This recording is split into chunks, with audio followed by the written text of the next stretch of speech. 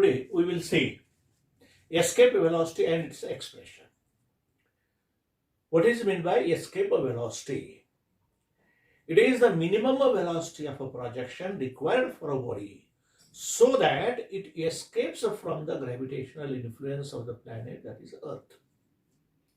Escape velocity अशी velocity आहे की ज्या velocityने ती बॉडी प्रोजेक्ट केल्यानंतर ती पृथ्वीपासून दूर दूर जाते आणि ती इतक्या अंतरापर्यंत दूर जाते की ती ग्रॅव्हिटेशनल फील्ड क्रॉस करून बाहेर जाते. तर हे ग्रॅव्हिटेशनल फील्ड क्रॉस करण्यासाठी जी मिनिमम व्हेलॉसिटी ऑफ प्रोजेक्शन लागते त्याला आपण एस्केप व्हेलॉसिटी असं म्हणलेलं आहे. सिंपल आहे. एस्केप व्हेलॉसिटी म्हणजे बॉडी एस्केप होण्यासाठी, ग्रॅव्हिटेशनल फील्ड मधून फ्री होण्यासाठी जी मिनिमम व्हेलॉसिटी लागते त्याला आपण एस्केप व्हेलॉसिटी असं म्हणलेलं आहे. It is the minimum velocity of a projection required for a body so that it escapes from the gravitational influence of the planet. Let us suppose expression. We will see expression. In expression of first case, a body is projected from the surface of the earth. समजा ही अर्थ आहे आणि या अर्थ पासून body project केली. Body project केल्यानंतर समजा ही बॉडी आहे, ही बॉडी प्रोजेक्ट केली. याला प्रोजेक्ट केल्यानंतर याला कायनेटिक एनर्जी दिल्यानंतर ही बॉडी वरच्या डायरेक्शनला जाते. ही बॉडी अपवर्ड डायरेक्शनला जात असताना ती ग्रॅव्हिटेशनल फोर्सच्या अगेन्स्ट मध्ये काम करते आणि त्याला सप्लाय केलेली कायनेटिक एनर्जी त्या ग्रॅव्हिटेशनल फोर्सच्या अगेन्स्ट मध्ये कार्य करण्यासाठी खर्च होते. म्हणून ही बॉडी वर जात असताना त्याची कायनेटिक एनर्जी कमी कमी होत जाते आणि एका स्टेजला ती कायनेटिक एनर्जी झिरो झाली की पुन्हा ती बॉडी परत इकडे येते. तर हा जो पहिला पॉइंट आहे, या पहिल्या पॉइंट मध्ये काय डिस्कस केलेलं आहे, या बॉडीला दिलेली कायनेटिक एनर्जी याच्या बाइंडिंग एनर्जीपेक्षा, या बॉडीच्या बाइंडिंग एनर्जीपेक्षा कमी आहे. समजा याची बाइंडिंग एनर्जी समजा 10,000 जूल इतकी आहे. बाइंडिंग एनर्जी म्हणजे काय? The energy with which the body is bounded with the earth by the gravitational force of attraction. He 10,000 joule आहे आणि याला आपण कायनेटिक एनर्जी 5,000 जूल इतकी दिली. ही 5,000 जूलनं प्रोजेक्ट केल्यानंतर ही 5,000 जूल कमी होत होत समजा 4,000, 3,000, 2,000, 1,000, 0. याला सप्लाय केलेली कायनेटिक एनर्जी पूर्णतः इथं संपलेली आहे. याची वेलॉसिटी 0 झालेली आहे. मग ही बॉडी इथून परत फिरते आणि ग्रॅव्हिटेशनल फोर्समुळे ती बॉडी पुन्हा परत येते.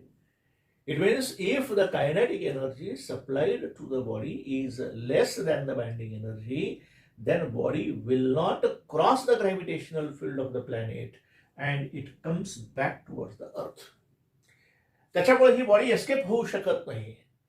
म्हणजे याला दिलेली कायनेटिक एनर्जी जर बाइंडिंग एनर्जीपेक्षा कमी असेल तर ती बॉडी एस्केप होऊ शकत नाही.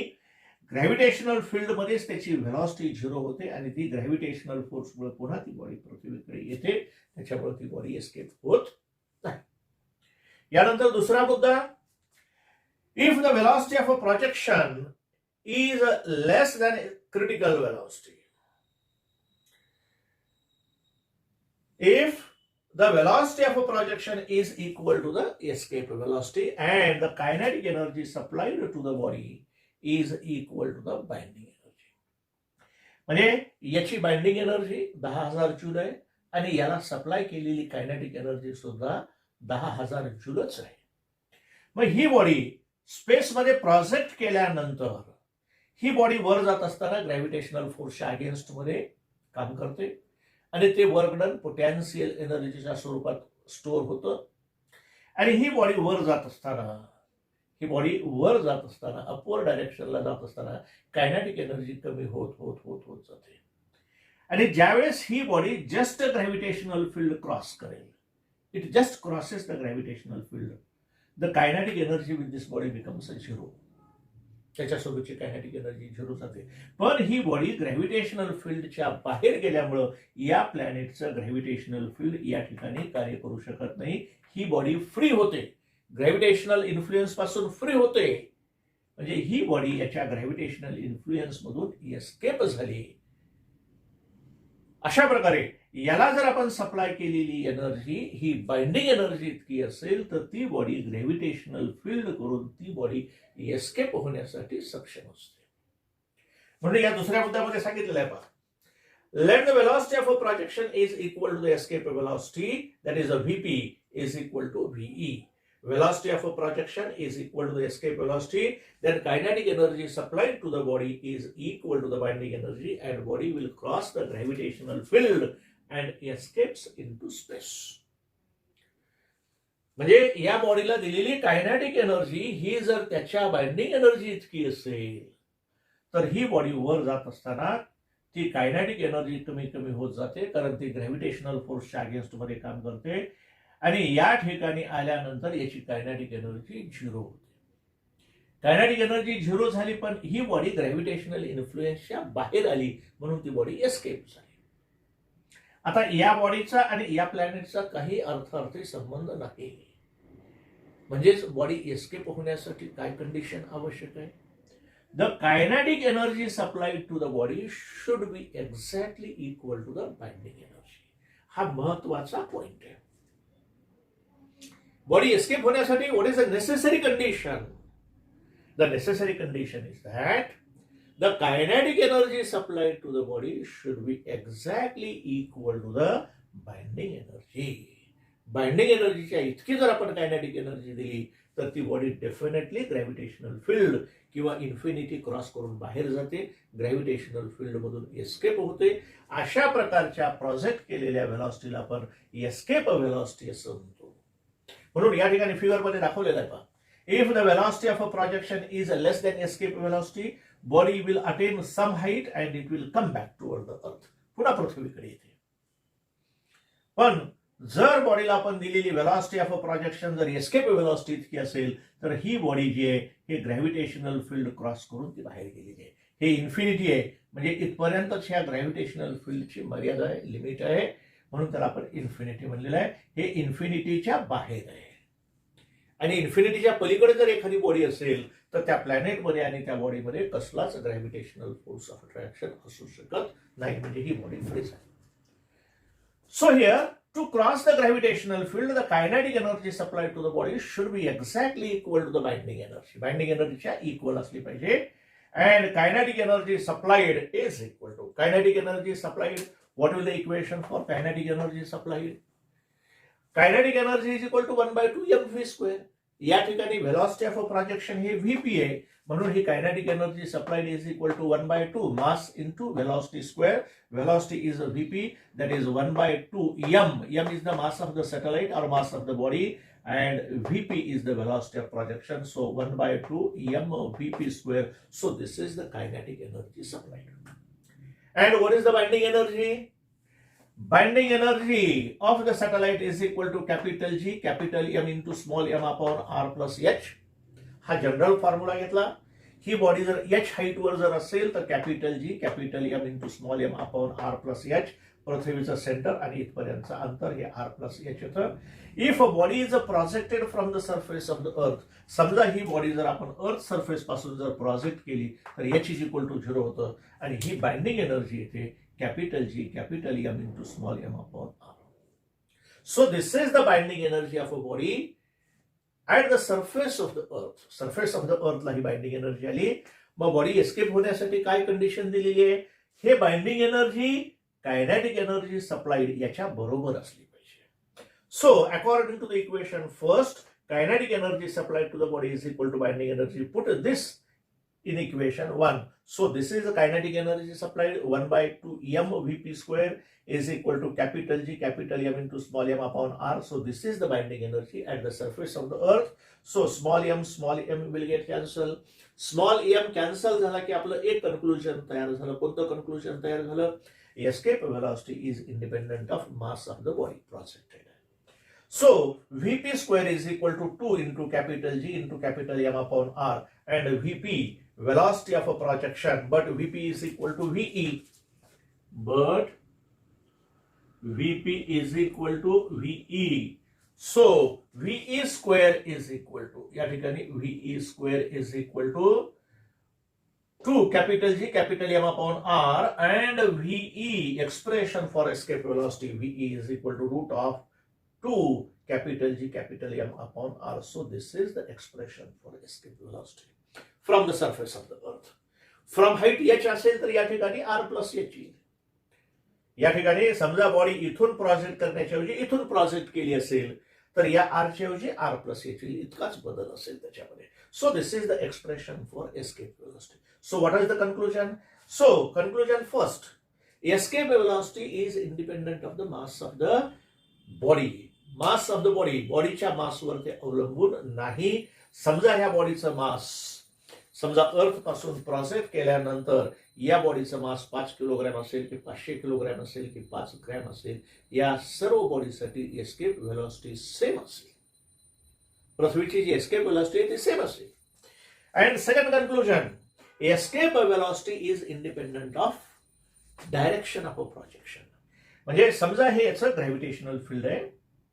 हे ग्रॅव्हिटेशनल फील्ड करण्यासाठी बॉडी तुम्ही या दिशेनं प्रोजेक्ट करा, या दिशेनं प्रोजेक्ट करा की या दिशेनं प्रोजेक्ट करा, तुम्हाला सेम व्हेलॉसिटीनंच प्रोजेक्ट करावी लागते.